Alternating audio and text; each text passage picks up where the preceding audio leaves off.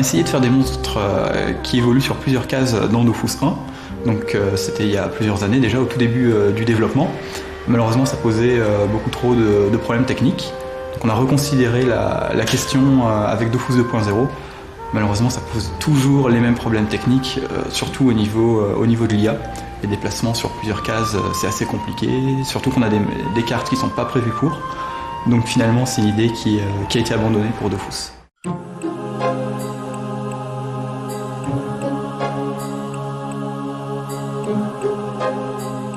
Alors oui, c'est prévu.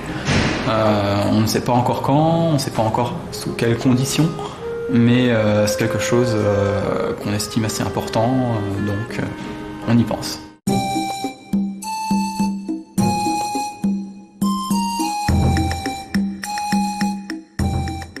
Alors pour l'instant, c'est pas prévu. C'est quelque chose d'assez intéressant. On aimerait bien offrir aux joueurs un autre moyen de faire évoluer son personnage autrement qu'en affrontant systématiquement des monstres.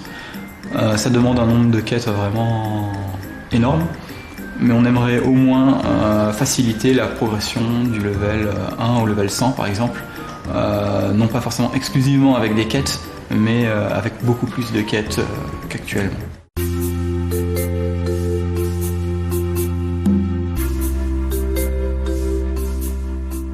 Alors on renforce les mesures contre les bots tous les jours.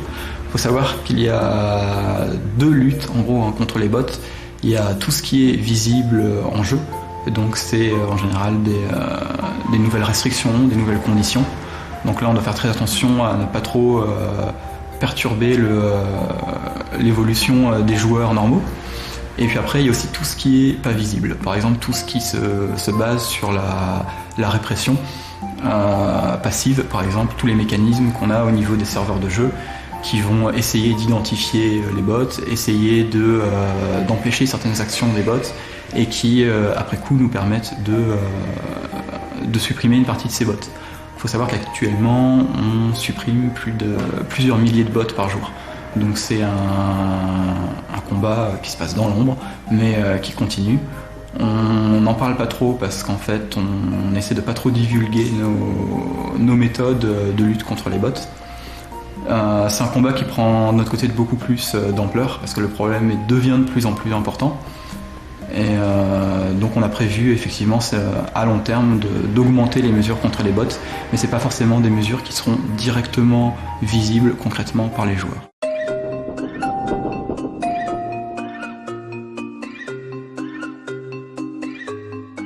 Alors tout simplement, quand nos serveurs de jeu sont pleins aux heures de forte affluence, eh bien on prévoit l'ouverture d'un nouveau serveur de jeu. On essaye, si possible, d'ouvrir des serveurs de jeu à des périodes intéressantes pour les joueurs, par exemple en début de vacances. On essaie aussi de ne pas ouvrir plusieurs serveurs de jeu en même temps, d'étaler ça sur plusieurs mois.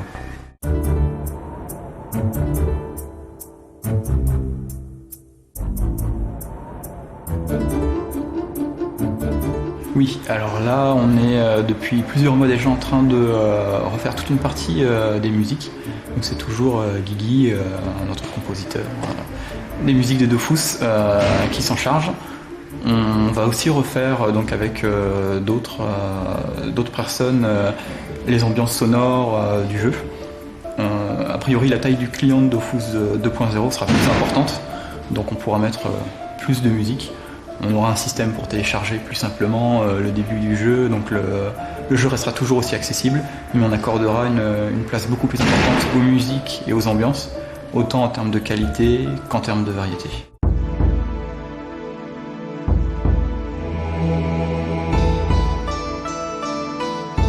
Non, nous n'avons pas peur.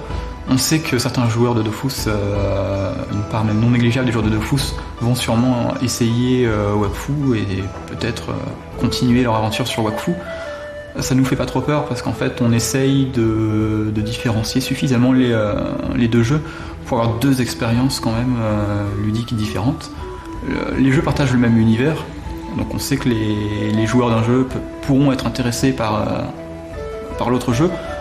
Après, comme je l'ai expliqué, les mécanismes ludiques seront suffisamment différents à mon avis pour offrir deux expériences différentes.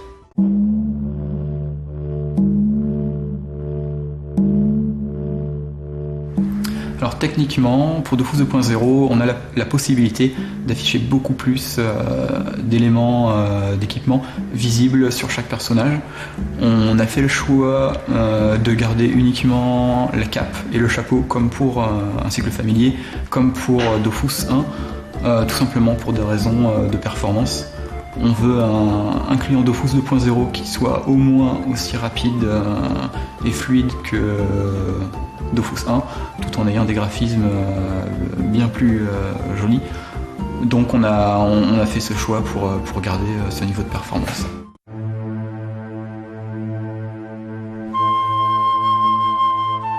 Alors pas totalement, on a des ressources communes entre les deux projets au niveau de l'animation. Par exemple, on a des sprites qui sont créés sur Wakfu, qui sont réutilisables tels quels quasiment dans Dofus 2.0. On les retravaille, on les modifie un peu pour les adapter au style du jeu, mais globalement on peut réutiliser les mêmes. Après, au niveau des graphistes qui travaillent sur les décors, là on a deux équipes totalement différentes, mais on a des partages de création de temps en temps. Par exemple, si on a un picto d'arbre qui est fait sur Wakfu et qui peut convenir sur Dofus 2.0, on va le réutiliser. Pareil, si on crée un picto de poubelle dans Dofus 2.0 qui peut être utilisé dans Wakfu, on va le réutiliser. L'objectif, c'est quand même d'avoir des similitudes graphiques entre les deux univers, au moins une cohérence. Donc en fait, on reprend certains éléments, mais les zones sont typées, sont pensées de façon complètement différente.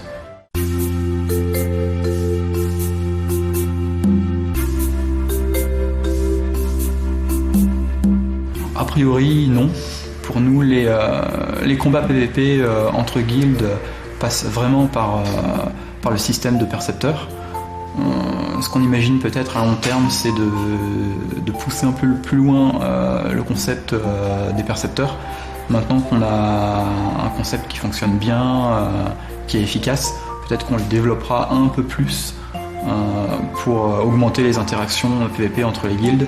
Mais on n'a pas l'intention de permettre aux guildes de s'agresser par exemple directement ou de faire des conflits PVP plus directs.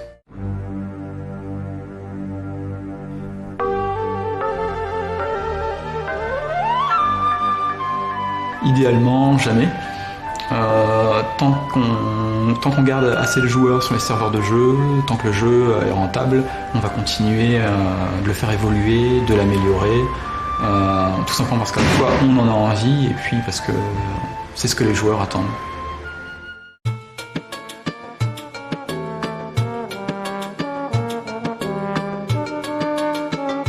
Alors on n'a pas l'intention de revoir totalement certains aspects du jeu, on va essayer de peut-être reprendre les bases de certains mécanismes qui ne fonctionnent pas de façon optimale. Je pense par exemple à la Forge Magie où on aimerait bien avoir un système peut-être plus souple, plus simple d'accès, qui soit moins frustrant lorsque les objets de très haut niveau sont revus. Bon, c'est encore des concepts sur lesquels on va réfléchir pendant plusieurs mois avant de trouver, je pense, une meilleure solution. On a toujours l'intention aussi de revoir le système de PVP. Bon, ça c'est un peu un système qu'on revoit quasiment à chaque mise à jour majeure. Donc on aimerait pareil le rendre plus accessible, plus simple. On aimerait également peut-être revoir tous les principes des châtiments, mais c'est pareil, on n'a pas encore d'idée très précise sur comment on va revoir tout ça.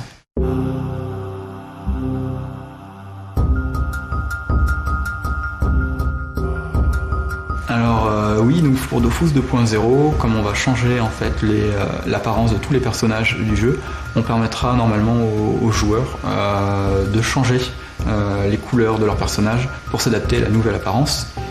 Et on permettra peut-être un service plus tard, dans plusieurs mois, pour pouvoir changer occasionnellement les couleurs de son personnage.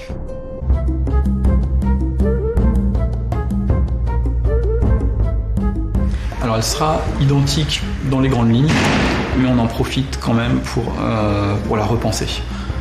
Donc on gardera le principe du bandeau en bas avec la zone de chat à gauche, la barre de sort sur la droite, le hublot central. Mais on a repensé quand même pas mal l'ergonomie de ces interfaces. Donc on a des boutons qui sont par exemple plus visibles, qui sont plus accessibles, qui nécessitent moins de déplacement de souris par exemple, pour effectuer les différentes actions. On aura une barre de sort qui sera beaucoup plus grande, donc qui nous permettra de ne pas forcément avoir besoin d'une barre secondaire latérale. Mais globalement, notre objectif c'est que les joueurs ne soient pas perdus en découvrant les nouvelles interfaces de Dofus 2.0.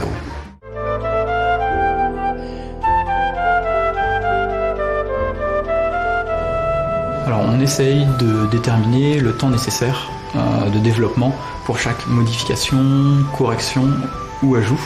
À partir de là, on peut plus facilement donner un ordre de priorité.